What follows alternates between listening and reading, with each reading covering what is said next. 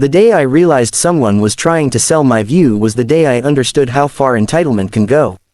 It started with a knock on my door just before sunset, the kind of knock that feels urgent but polite, like bad news dressed in good manners. When I opened it, a woman in heels stood there with a clipboard, smiling too hard, already talking before I could say a word. She said congratulations as if I'd won something. Then she pointed past my shoulder, through my living room windows, out toward the water glowing orange in the evening light, and told me she was here to show my waterfront view to a buyer. That moment hooked me, and if you think it ended there, you're wrong, because what happened next changed how I saw neighbors, power, and standing your ground forever. I moved into the house 5 years earlier, right after my divorce, chasing quiet and healing more than luxury. The view was the reason I bought it. Every morning the water reminded me that life keeps moving, no matter how broken you feel. I worked long hours, saved carefully, and when I finally signed the papers, I felt like I'd reclaimed a piece of myself. The HOA existed, sure, but it was the usual stuff, trash cans, lawn height, paint colors. Until Karen moved in next door. She arrived with a binder, opinions, and the kind of confidence that comes from never being told no. From the start, she made comments about how underutilized my view was. She said things like, "It's such a shame one person gets all that," always smiling, always watching the water like it already belonged to her. The first real conflict came when she suggested I trim my trees because they blocked the community aesthetic. The trees were on my property. The HOA documents backed me up. She didn't like that. After that, the notes started, polite at first, then sharper. She complained about my deck furniture, my lights, even the hours I sat outside. It felt petty, but I ignored it. I had no idea she was planning something bigger. Months later, I came home to find strangers on my deck, taking photos. Karen stood with them, gesturing grandly at the horizon. She told me, without hesitation, that the HOA had approved granting her temporary view access for a showing. When I said that wasn't possible, she smiled and said, "You'll see." That was the moment I knew this wasn't about rules. It was about control. I called the HOA president that night. He sounded tired, confused, and then alarmed. No such approval existed. He promised to handle it. I thought that was the end. It wasn't. 2 weeks later, the knock came, the realtor, the clipboard, the congratulations. When I told her she was trespassing, her smile faltered. She showed me paperwork, fake HOA authorization, forged signatures, and a listing description that made my stomach drop. It advertised, exclusive waterfront views with guaranteed permanent access. My address was listed as part of the package. My home wasn't for sale, but my view was. I felt violated in a way I didn't have words for. The realtor apologized, backing away slowly, and said she needed to make a call. I thought she meant to her broker. Instead, she stepped onto my porch and called the sheriff. And if you think that's where things wrapped up neatly, stay with me, because that call was only the beginning. The sheriff arrived quickly, lights flashing against the water like broken stars. Karen came rushing out of her house, voice raised, already accusing me of harassment and obstruction. She said I was sabotaging a legal sale. The sheriff listened, calm, patient, then asked for documents. When he saw the forged paperwork, his expression hardened. The realtor, pale now, explained everything she'd been told. Karen kept interrupting, insisting it was a misunderstanding. It wasn't. The sheriff informed her, right there on the shoreline, that forging HOA documents and selling access to private property was a criminal offense. I watched the color drain from her face. For the first time, she looked small. She was escorted to her house while they continued the conversation. I went inside, shaking, staring out at the water that had suddenly become the center of a legal storm. In the days that followed, the truth unraveled fast. The HOA launched an investigation. Other neighbors came forward, similar pressure, smaller attempts to claim shared spaces, intimidation disguised as community spirit. Karen had been pushing boundaries everywhere, but my view was her prize. Charges were filed. The fake listing was pulled. I thought relief would come immediately, but instead I felt exhausted, exposed, like my sanctuary had been on display. One evening, sitting alone on my deck, I wondered if it had been worth fighting at all. The water was dark, restless. Then my phone buzzed with a message from the HOA president, apologizing, promising reforms, thanking me for standing up. It wasn't justice yet, but it was something. And just when I thought the story was winding down, a letter arrived that made my hands tremble all over again. It was from Karen's lawyer. She was threatening to sue me for defamation, emotional distress, and loss of anticipated income. Reading it felt surreal, like she was still trying to bully reality into changing. For a moment, fear crept in. Legal battles cost money, time, peace. I called a lawyer friend, expecting caution. Instead, he laughed, not cruelly, but with disbelief, and told me to save the letter. He said it was proof of harassment. He said, "You're not the one in trouble here."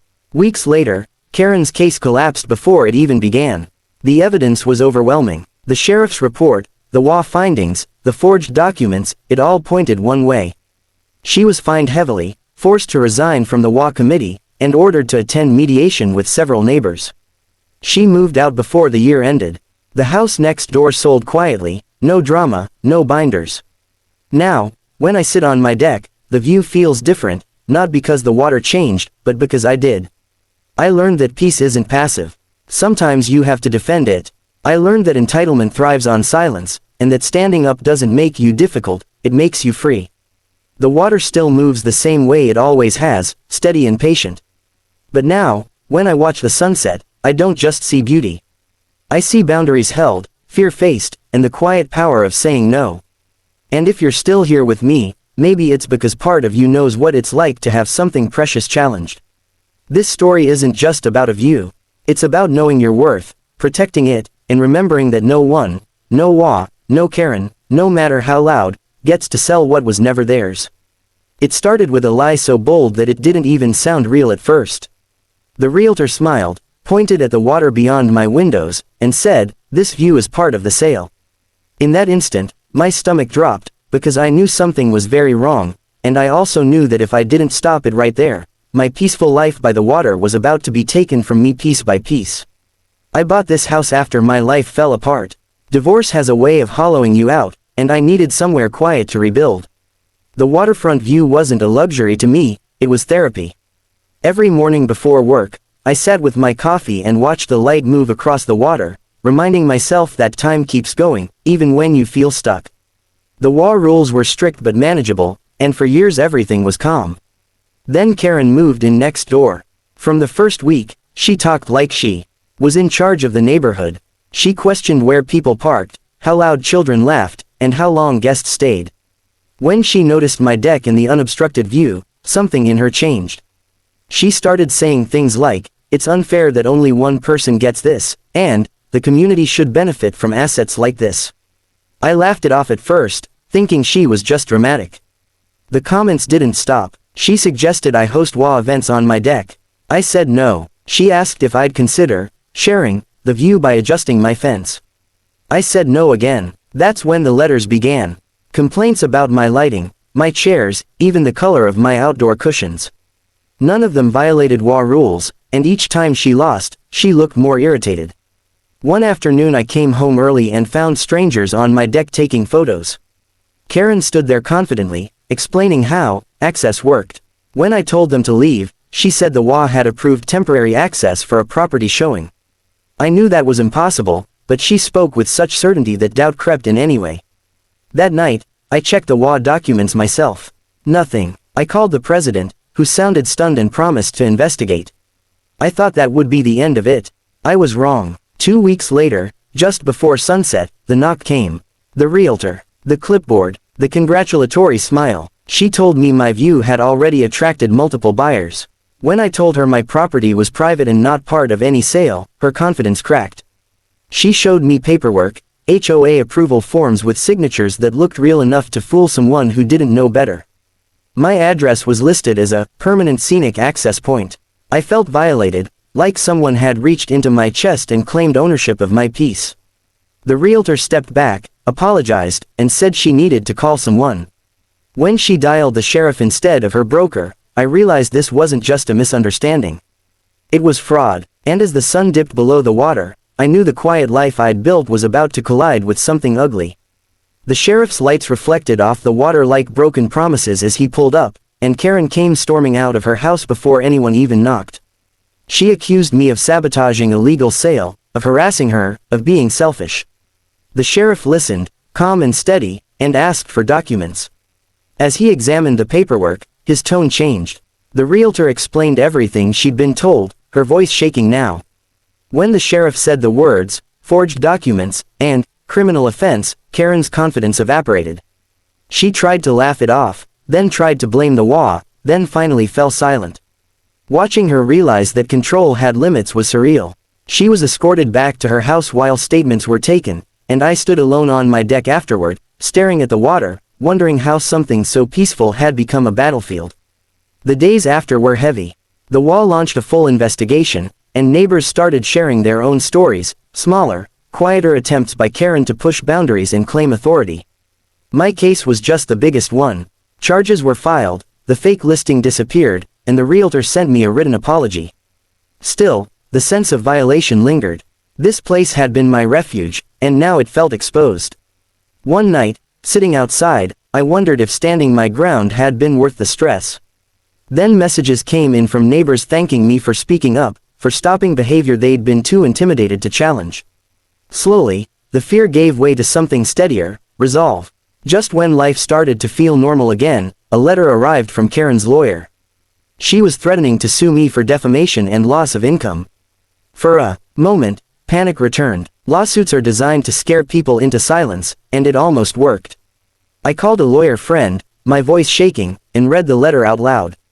He laughed, not because it was funny, but because it was desperate. He told me to keep it, to document everything, and to understand that this was her last attempt at control. The case went nowhere. The evidence was undeniable. Karen was fined, removed from any HOA involvement, and ordered into mediation with multiple neighbors. She moved out quietly months later, no goodbye, no apology. Now, when I sit by the water, it feels earned in a way it never did before.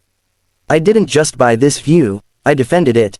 I learned that peace isn't something you're given, it's something you protect. Standing up didn't make me difficult or selfish. It reminded me of who I was before I let fear shrink me. The water still moves the same way, calm and unstoppable, and every sunset feels like a quiet victory. If you've stayed with this story to the end, maybe it's because you know what it's like to have someone try to take what matters to you. Let this be your reminder. Boundaries are not cruelty, silence is not peace, and no one gets to sell what was never theirs.